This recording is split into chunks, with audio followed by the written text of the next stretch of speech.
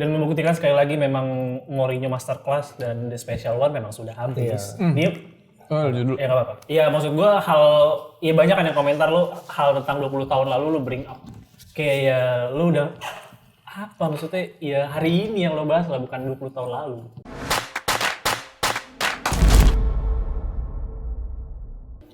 Kolaborasi? Oh iya, tapi gitar cuma satu nih coy. Nggak masalah. Wis, aman lah. Lah 2 dah.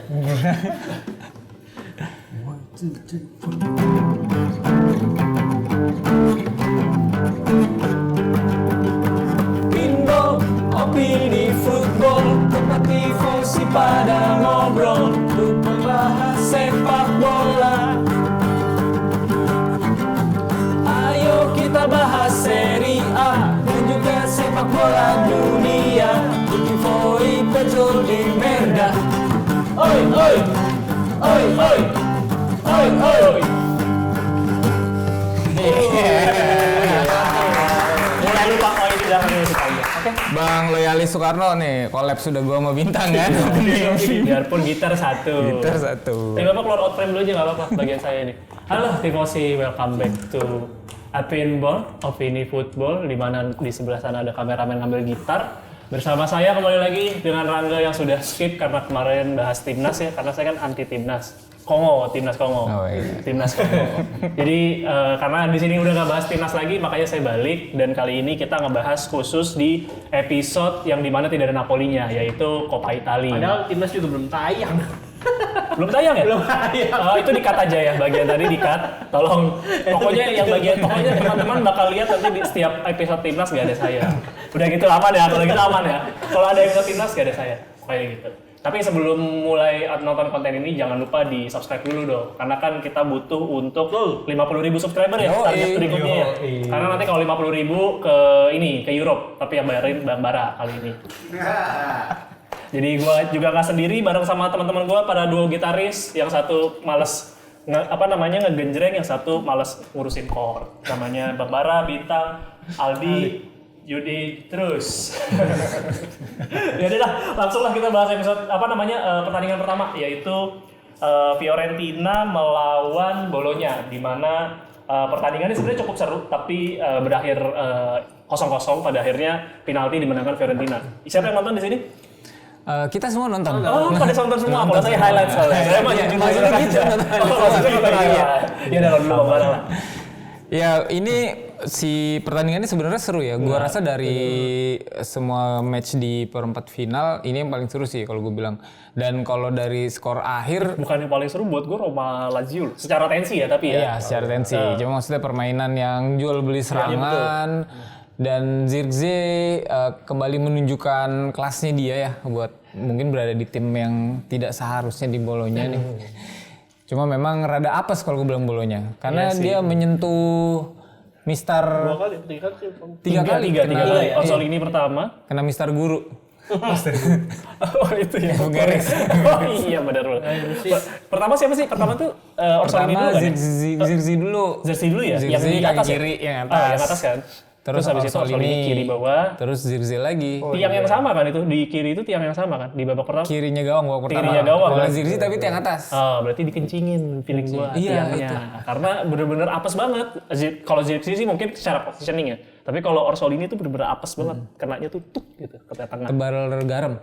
Tebar garam. Jadi itu sebelum mulai memang sempat tertunda 5 menit katanya. Karena nggak ada yang mau masuk lapangan duluan. Oh iya gitu.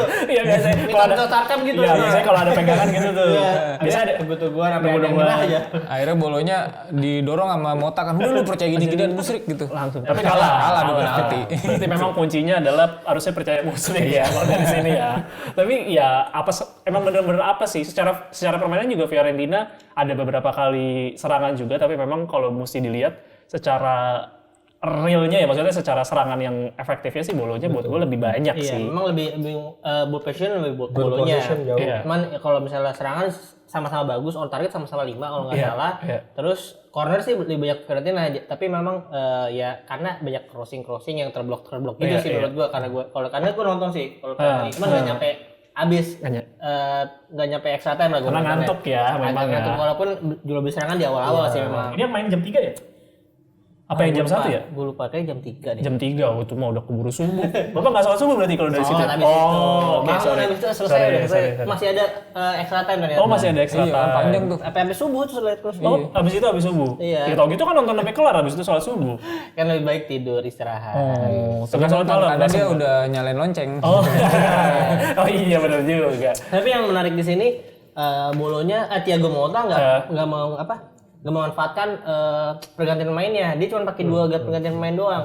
Sedangkan Fiorentina kan pakai 5+1 ya dipakai semua tuh jatahnya. Iya. Jadi gua nggak tahu dia agak kurang percaya dengan pemain-pemain melapisnya atau memang lagi bagus kemarin pemain-pemain yang lagi di lapangan gitu. Jadi dia nggak mau merusak ritmenya gitu. Iya, bisa jadi sih nggak mau merusak tempo juga ya, karena pemain di belakang kayaknya lebih banyak pemain pelapis kan yang dimainin kan. Kipernya juga, tapi kiper Skorupski sih.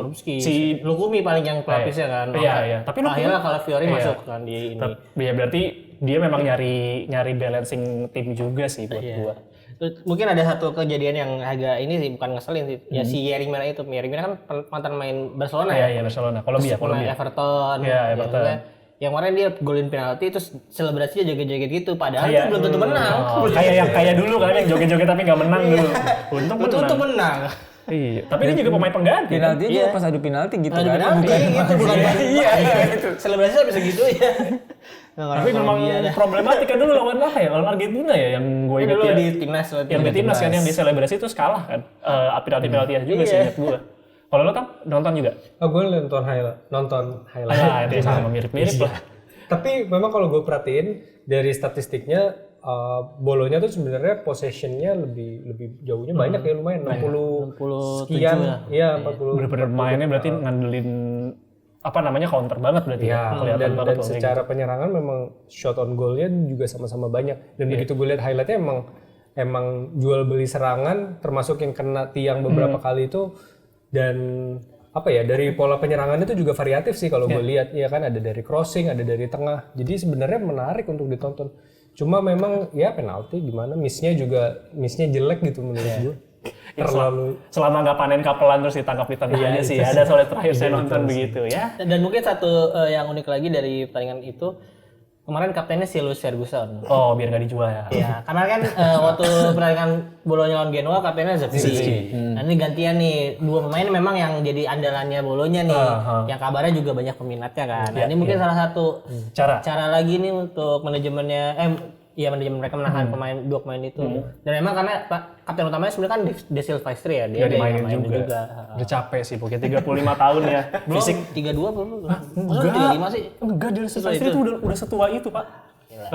Oke, ya udahlah, kita nggak usah ngebahas lebih panjang lagi karena tidak ada tim kesayangan kita ya di situ. Mungkin kita bahas tim kesayangannya Bang Bara ya. Bukannya Roma duluan? Enggak lah, Roma mungkin nanti dulu ya, karena ini menurut Sebenarnya Roma dulu sih bener. Iya betul. Karena ini hal yang menarik buat gue adalah ketika Gasperini kena kartu merah, seorang kan kayak kehilangan nih, seperti kehilangan fokus Atlanta. Malah comeback di menit-menit terakhir.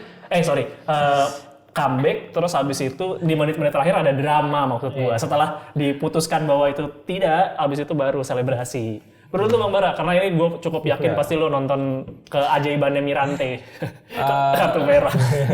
Terakhir saya itu. Gue yang main juga lagi. Yang kecilnya dulu sih mungkin sekarang Milan kebagian kena ininya apesnya sama wasit ya, keputusan wasit. Memang wasit Liga Italia ini ya namanya juga Liga Skandal ya. Wah. Ini lagi kebagian aja nih Milan. The beauty of serie. itu bagi-bagi ya? Bagi-bagi. Dan gue cuma pengen ngebahas ketika itu menimpa ke Milan karena kalau tim lain ya udahlah gitu kan. Iyalah. Sedih dong. Jadi seharusnya si Mirancuk itu sih nggak penalti sih kalau gue bilang. Point of view banget ya. Soalnya bener-bener kayak, ya gue nggak tahu lah. VAR itu dia ngambil call-nya itu harusnya kan ngambil dari beberapa angle ya. Semua angle malah ya harus. Ya, dan itu kan jadinya karena 2 angle-nya itu hasilnya berlawanan, bener-bener berlawanan ya. Di gue nggak tahu dia ngambil. Yang satu kayak nggak kena gitu ya? Yang satu kayak nggak kena, yang dari belakang. Karena kalingan memang. Kan sebenarnya kamera ada 4 atau 5 angle kan, dan apa gunanya VAR gitu, mending nggak usah lu pakai. Mending lu cabutin aja tuh, investasi berapa ya VGC, goblok emang. Nah begitu, bagus. Tapi kemarin masalah Hellas Verona Inter udah sempet protes gini juga Pak? Enggak. Ya itu sama, itu juga sama, itu ngaco itu wasitnya. Maksud gue ya. Maksudnya serius kenapa ya? Beruntun gitu sih buat gue, di minggu ini tuh lagi banyak kejayaan beruntun yang membuat ya jadi kayak kejadian Premier League terakhir itu kan berapa minggu berturut-turut kan kejadian bener-bener aneh banget, dan ini juga buat gue salah satu kejadian yang disayangkan, dan buat gue FIGC-nya mesti berbenah sih. Maksudnya nggak bisa di demot doang gitu. Iya. Itu baru satu hal dari sisi wasitnya sih dikit kalau ya. ngurusin wasit. Gue nggak tahu FIGC ya kan dia kepalanya pasti dia nggak FIGC ngurusin. ke ini Italinya Ya sebenarnya. ngobrol aja gitu Kan maksudnya. kalau Inggris ada PG Mall. Oh, iya, gua- Kalau Italia apa? Nanti mungkin Freccia Rosa. Cililitan. nanti suruh komen aja lah nanti yang PG Mall apa Cililitan Mall Cililitan. Belum ada lu cerita. PGC. ada lagi nggak menurut lu? Ya ada banget. Yang sebenarnya hal utamanya ya itu adalah faktor X lah. Cuma hal utamanya dia lagi-lagi ketololan Pioli. Gini Karena ya. memasang Gabia atau apa? Anehnya gini, dia oke lo memasang 3 back.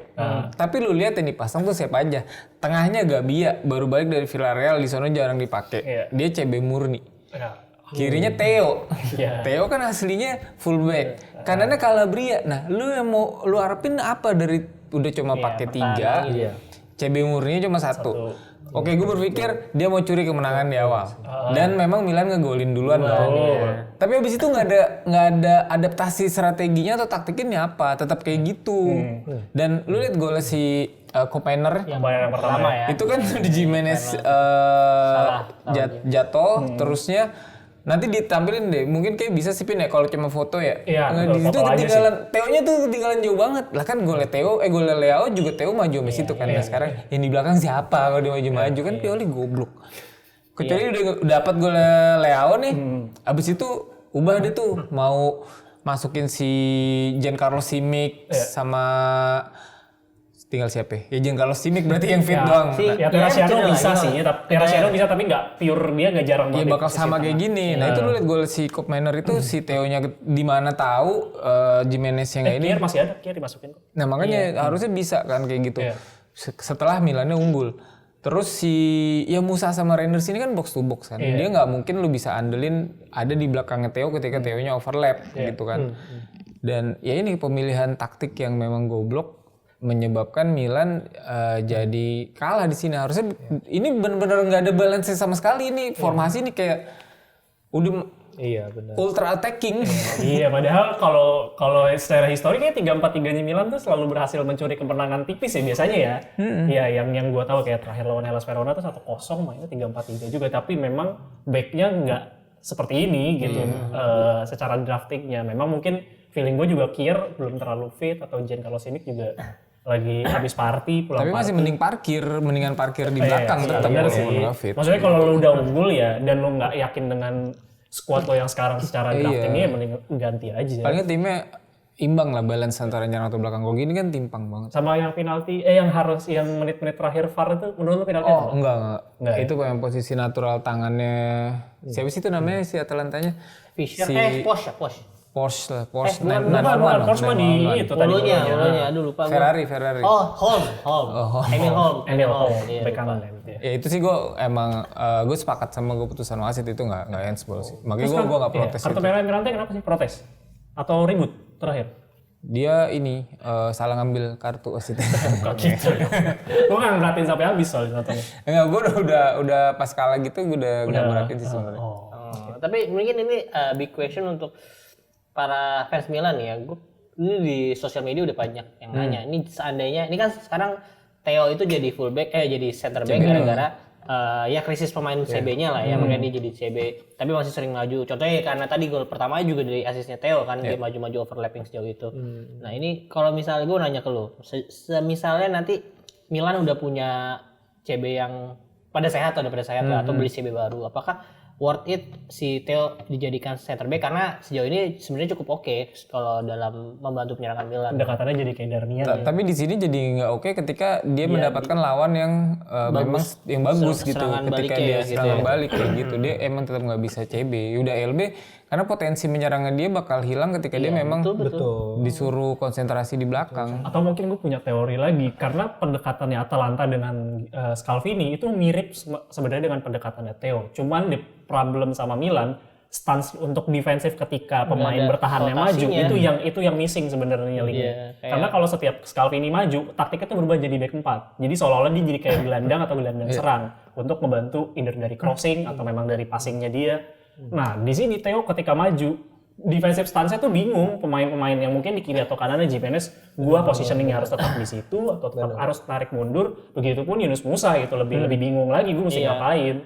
Itu sih yang menurut gua yang mesti PR yang harus diselesaikan sama Pioli, mau strateginya mau seperti apa. Iya, biasanya karena di Inter juga sering kan yang seperti gue bilang di episode sebelumnya. Bastoni kadang juga suka overlapping juga. Tapi iya maksudnya tapi ada rotasi ya, jika ada itu yang dibutuhin. Ada yang yang naik, LWB-nya yang gantian turun atau left mid-nya agak turun ini gitu, maju di semua. rotasi. Ini baju Pioli-nya maju ke depan jauh banget. Kayak anak STM.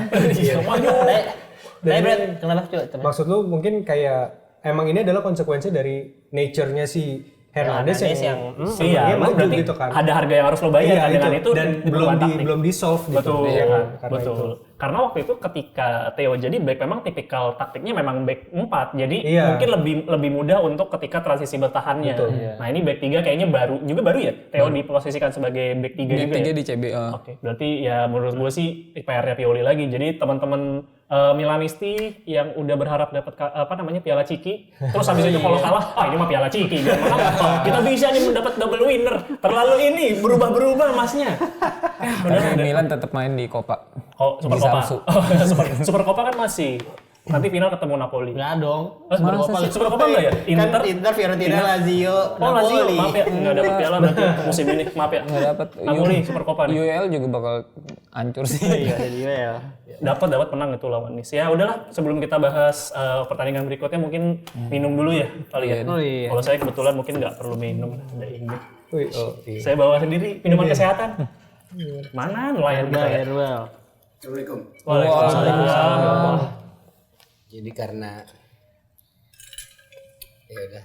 Apa sih? Apa itu? Diari. Notes itu, death note. Ceritanya mau dibilangnya mau kita, cuman dia juga kagak berani. Saya nggak ngerti, cuman saya kagak ngomongin aja. Aduh, hari ini sepertinya minumannya menarik. Ya karena di Copa cuman tersisa Bang Bintang. Jadi Saya kira saya yang nggak dikasih minum karena kan nggak main sama sekali ya. Iya, nggak apa-apa. Sama Aldi kagak dikasih minum. daripada ntar jarang nongkrong di kedai saya. Iya, benar apa kan? posisi 9. Siapa yang mau ajak? Ini berwarna jus brotowali. Waduh. Coca-Coca Coca-Cola. Zero sugar. Zero sugar. Oke, silakan dinikmati. Makasih Bang. Kan tadi mau ngomong apa yang tadi? Enggak ada, Pak. Oh, udah, enggak apa-apa. Ini emang zero sugar kalau di sini. Coca-Colanya, tapi diganti sama garam. Garam dari bak. Akhirnya minuman gue tidak berwarna lagi. Bukannya lu biasanya dapet ya? Tidak berwarna. Biasanya tidak berwarna minuman gue. Akhirnya berwarna lagi. Akhirnya berwarna lagi. Tapi kan tadi bukan Regulasi dia ya. tiap timnya menang juga, modal kurang. Biasa kan harusnya kan dapet ya. Harusnya dapet, dia menang mulu soalnya. Oke, menurut gue karena ini warna merah, gue ingin membahas yang ibu kota serigalanya ompong. Di mana Lazio berhasil, dan memang setahu gue di eranya Mourinho, Lazio lebih banyak menang ketika derby melawan Roma. Seingat gue ya, gue nggak tahu ya. Nanti mungkin teman-teman bisa cek atau bisa komen juga di komentar kita.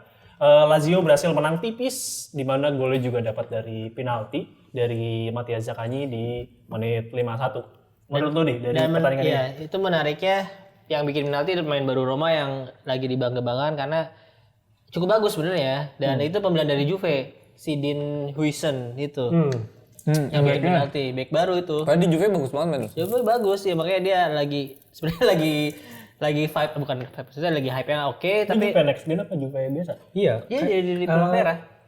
Primavera kan, next gen ya. Next gen? Iya. Next Serie C kan berarti ya? Next gen kan, Iya, next gen. Iya, dan ya memang benar-benar lagi bagus jauh ini.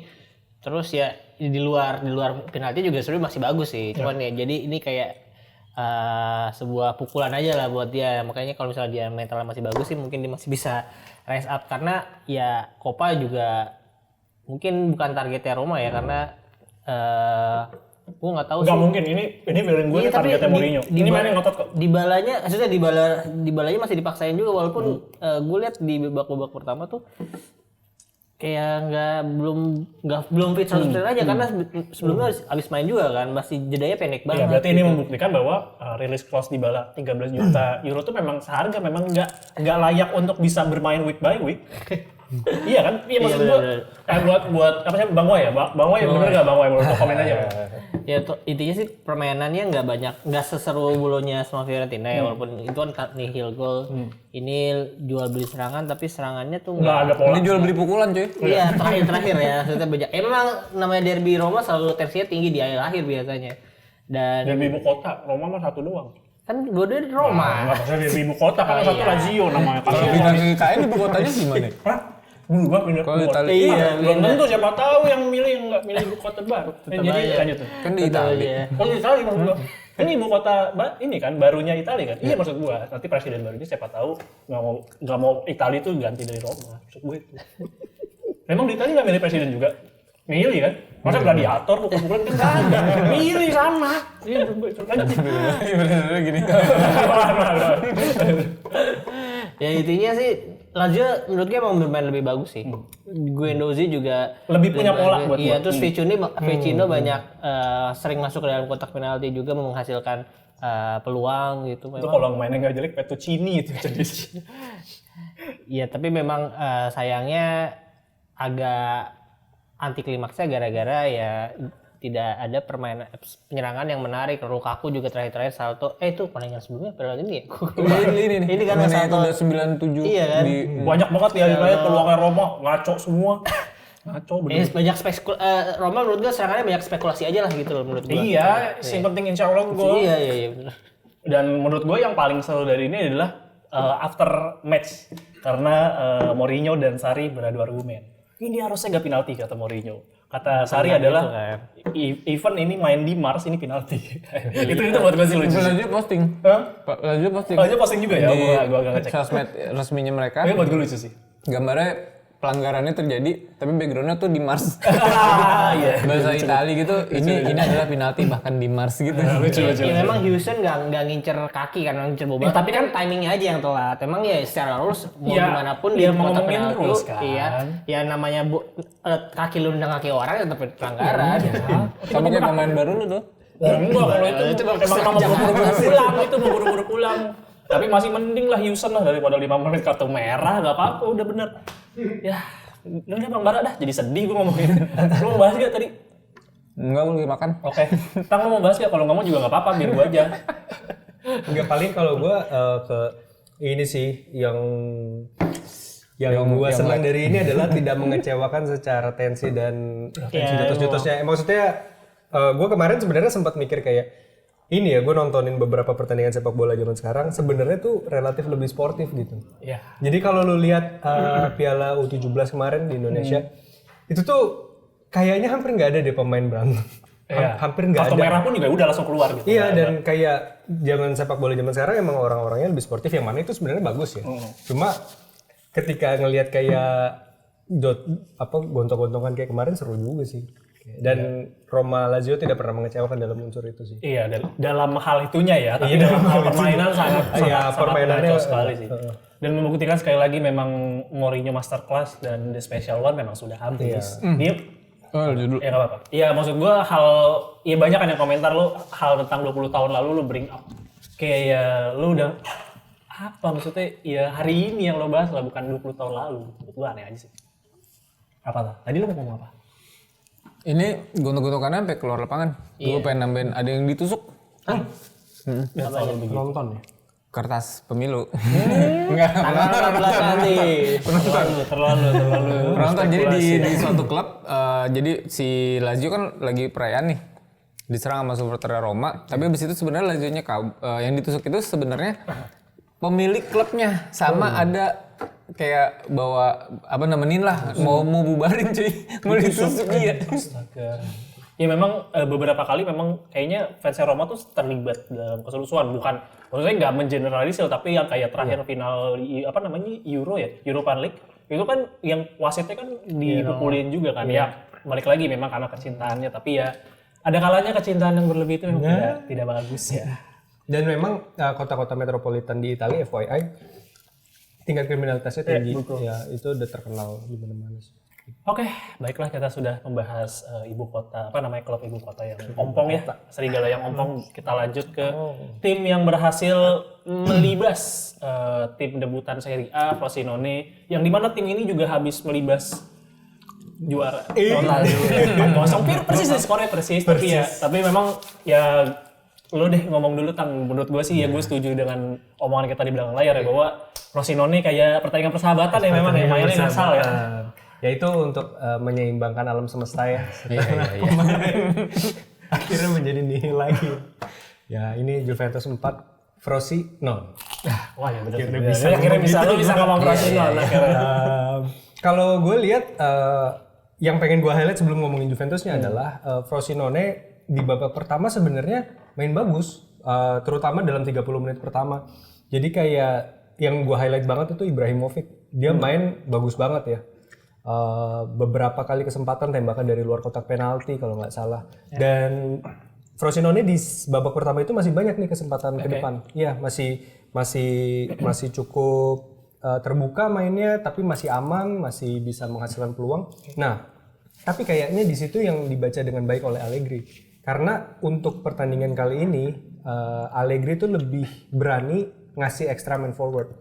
Jadi kalau lu nonton antara Gatti dan Danilo itu dia sering bantu penyerangan, cukup sering.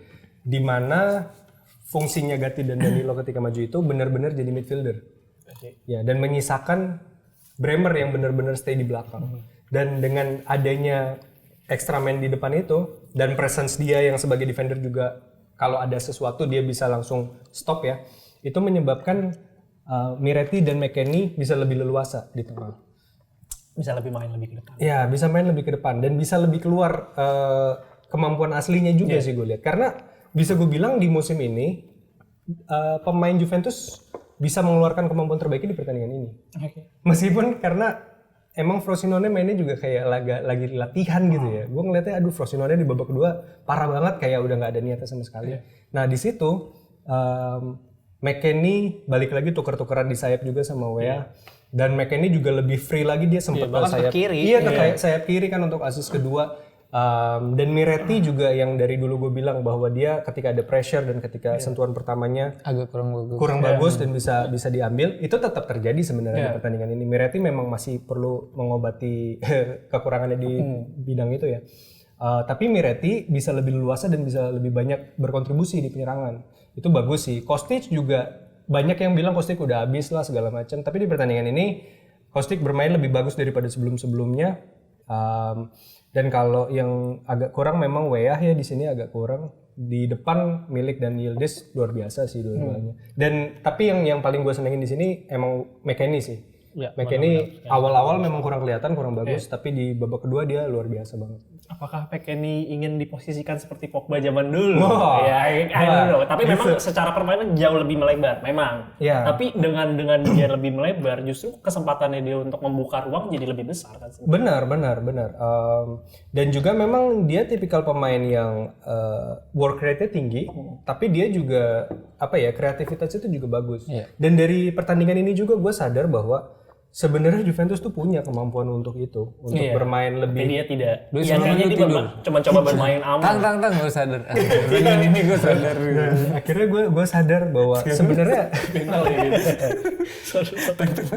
sebenarnya kayak apa ya, si McKennie, si Miretti, Miretti memang lebih berani nyerang daripada Rabiot ya. Rabiot lebih balance kalau dia dipasang. Dan dengan squad yang ada itu sebenarnya udah lebih dari cukup untuk bisa ngotak-atik pertahanan lawan. Cuma nggak tahu kenapa sampai saat ini tuh Allegri kayak mainnya stagnan banget. Itu sih paling. Sama ada satu lagi apa ya yang pengen gue komentarin. Udah itu dulu aja. Sebelum lu mengingat apa yang lu ingin omongin, buat gue ya dari awal musim kan gue udah bilang ya McKennie itu jadi orang yang berbeda ketika dia comeback dari Leeds ya. Itu menurut gue hal anomali sih, karena di musim pertama memang segitu jeleknya kan ya. Gue nggak tahu lah apa yang terjadi, either dari taktikal atau memang ketidaksesuaian dengan taktik pelatih. Tapi buat gue di sini McKennie dapat role yang dia mungkin tidak pernah dapatkan sebelumnya gitu. Bermain bisa lebih melebar, kadang jadi posisi kanan, kadang dia harus mengisi di posisi tengah untuk bermain lebih kreatif. Tapi itu sebenarnya posisi itu kan dulu dipunya sama Pogba, biarpun dia lebih bermain ke depan ya. Gelandang yang lebih bermain ke depan, bukan melebar. Tapi buat gue sih dia bisa cukup mengisi posisi kekosongan itu sih, posisi free roam itu, karena itu dibutuhin buat kreativitas. Benar.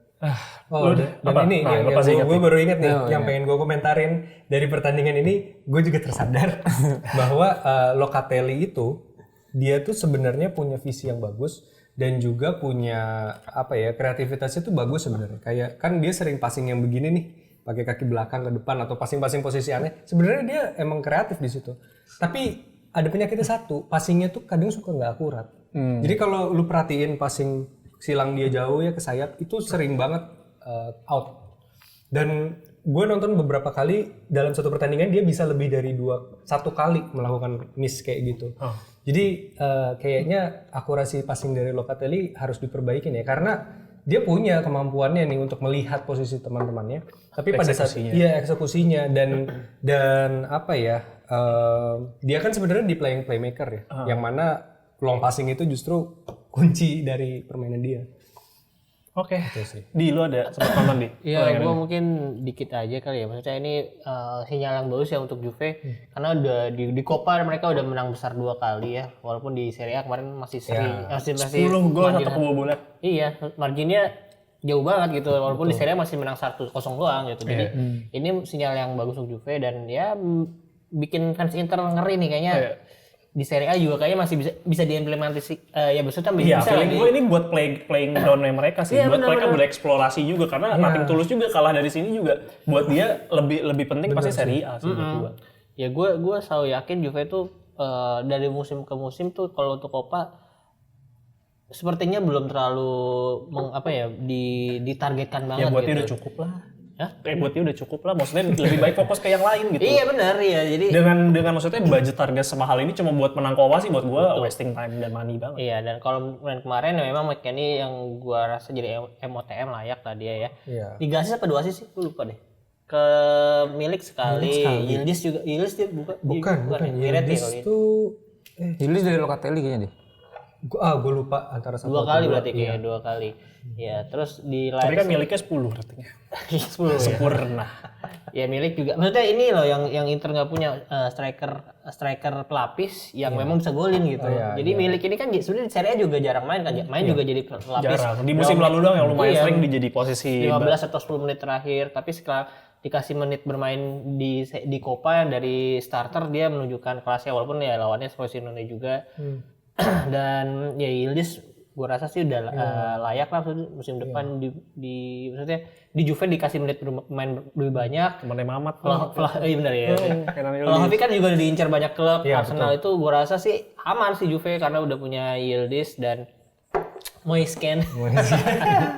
Dia nggak golin, dia cedera lagi BTW dia. Iyalah, daripada golin lebih banyak cedera. Nah tapi ini kan Juve kan terakhir dapat trofi itu kalau nggak salah Serie A 2019-2020 Ronaldo kan. Iya kayaknya Ronaldo. Ini berarti udah. Itu Super Coppa salah gua. Iya, trofi Serie A maksudnya terakhir kan 1920. Nah, ini udah hampir 4 tahun ya berarti Juve nihil trofi ya. Harusnya sih menurut gua harusnya mereka akan fokus di sini karena lawannya juga. Ya karena udah sampai semifinal juga sayang selepas. Tinggal Lazio, Fiorentina sama Atalanta yang secara materi pemain sebenarnya ya di bawah mereka lah, di bawah Juve. Sebenarnya on par lah, tapi dari sisi mentality Juventus jauh lebih unggul. Menurut gue secara kualitas pemain buat gue Juventus is average team sih buat gue ya. Iya, dan lagi-lagi pemain mudanya berkembang banget gitu sama Eli Junior, Nicolas Cavalier. Itu buat gue sih yang patut diapresiasi di sisi ini ya, sama Allegri ya, bahwa dia sadar dengan kapabilitas timnya memang average, makanya dia lebih baik gue bertaruh sama pemain-pemain yang muda dan punya talenta lebih bagus. Itu lebih buat gue lebih make sense. Milan, Juventus itu lebih bagus. Napoli ada pemain muda sih, kurang semua. dan mungkin gue mau nambahin terkait Yildiz ya, bahwa Yildiz kan belakangan ini emang lagi gacor banget ya. Dia luar biasa. Dia 3 gol malah ya. 3 gol. Total main di juga. Serie A juga. Iya, Serie A juga gabungan ya. Serie A 1 kemarin lawan Salernitana sama ini ya, 1 dan gol yang terakhir bagus banget. Dan mungkin gue seneng ngelihat Yildiz karena dia pemain yang punya kemampuan natural yang baik ya, bukan maksudnya bukan flashy, bocah-bocah itu enggak, tapi dia feint sedikit lolos. Iya, betul. Iya, dan Simple. simple. Dan bahkan gue bisa bilang hampir seperti Messi gitu loh sebenarnya untuk pola gocekannya ya. Nah, dan gue tuh kemarin kepikiran bahwa sebenarnya pemain attacking yang modelan kayak Yildiz gitu ada 2 tipe gitu. Yang pertama itu mungkin istilahnya familiar buat Reza ya, yang dia tuh brute force. Jadi ketika dia nyerang dengan kecepatan dan fisik yang kuat, dia bisa gocek-gocek. Kayak contohnya Bernardeschi. Dan Chiesa juga lebih spektrumnya lebih ke sana. Sementara ada pemain-pemain yang emang lebih natural dan dia bisa kayak mengecoh lawan dengan elegan. Gak perlu setiap kali dia harus ngelakuin ngefan dikit aja lawan udah ke sana gitu. Kayak misalnya Del Piero, Yildiz, Messi. Jadi kayak dia nggak perlu ribet, nggak perlu dengan justru itu yang membuat jadi unpredictable. Itu unpredictable. Dan Yildiz menurut gue lebih ke spektrum yang natural itu sih. Dan gue seneng banget liatnya. Dan yang mungkin nggak diketahui banyak orang, Yildiz itu kuat banget loh itu. Jadi emang kecil ya badannya, tapi dia tuh untuk mempertahankan kuda-kudanya dan juga untuk merubah arah dia kuat banget sebenarnya. Berarti dia karate belajar. Ya maksudnya belajar stance-nya tuh bagus gitu. Iya, jadi menurut gue ya masa depan Juve lumayan cerlah ya. Iya, selama Allegri akhir musim kan dipecat. Maksudnya ganti dengan pelatih dengan visi yang lebih luas gitu buat di Frosinone kan ada 3 sih, kayak Jorge. Iya, kayak George juga lumayan, Samuel Elling Jr. sama Sule. Samuel Elling Jr. masih gitu. Ya, berarti ya buat gua ini sih harusnya bisa jadi panggungnya Juve ya di Coppa Italia musim ini. Buat gua ya. Ya balik lagi ini kan sebenarnya udah ketahuan ya draftingnya semifinal siapa, tapi kita bakal bahas mungkin nanti ya udah mendekati pertandingan karena takutnya nanti ada beberapa kejadian yang berubah gitu, either cedera, either nanti mungkin Juve juga pengurangan poin lagi 15, gak tahu kan maksudnya. Itu hal Tapi juga harus di Copa. Ya, tapi maksudnya mentality, Pak. Maksud gua dinamika itu yang mungkin terjadi kita nggak bakal tahu. Jadi mungkin nanti kita bakal bikin video spesifik lagi setelah memang sudah mendekati sih. Ya. Menurut Tifosi atau teman-teman semua gimana dari diskusi kita tadi, apakah ada yang perlu dibenarkan? Apakah tadi ada beberapa statement kita yang kurang tepat bisa ditambahin? Nggak apa-apa juga. Atau mau nambahin McKennie, kedua gitu, untung 1. McKennie. Oh tahu gue, tapi jangan terlalu kotor lah mas lah. Maksudnya yang biasa-biasa aja gitu. Waduh. Ya pokoknya komentar lah teman-teman. Misalkan McKennie adalah masa depan Juve atau apapun lah. Atau ada tadi Aldi sering salah ngomong kan, tolong dibenerin juga. Ya paling itu aja sih dari kita ya. Thank you banget Tifosi yang udah dengerin. Jangan ya udah nonton, dengerin. Jangan lupa untuk subscribe juga. Jangan lupa follow juga Instagram kita di pinsport.com karena di situ banyak banget konten-konten yang dibuat sama tim kita juga. Itu udah balik lagi, tim kita anaknya juga udah nggak diurus karena bikin konten terus ya. Jadi tolong banget buat ditonton karena kita butuh banget nih perhatian dari teman-teman juga. Jangan lupa juga subscribe ya, karena kita butuh tadi 50.000 subscriber. Kebetulan memang Bang Bara udah nyiapin duit cukup banyak buat kita trip, tapi memang nunggu 50.000 subscriber. Apaan sih emang gue bikin Squid Game? Ya, lu kan sama Kodoni udah gini banget. Udah gini banget. Biasanya kita kalau di sini kan sour selly terus kan dari pagi kan. Iya, makanya. Sekarang sour soup. Jadi ya pokoknya jangan lupa lah tadi ya untuk subscribe dan juga follow konten Instagram kita dan juga TikTok karena banyak konten-konten bagus juga. Gue Rangga dan bersama mewakili teman-teman gue juga semua. Thank you semua. See you in another episode. Bye bye. Thank you. Ciao.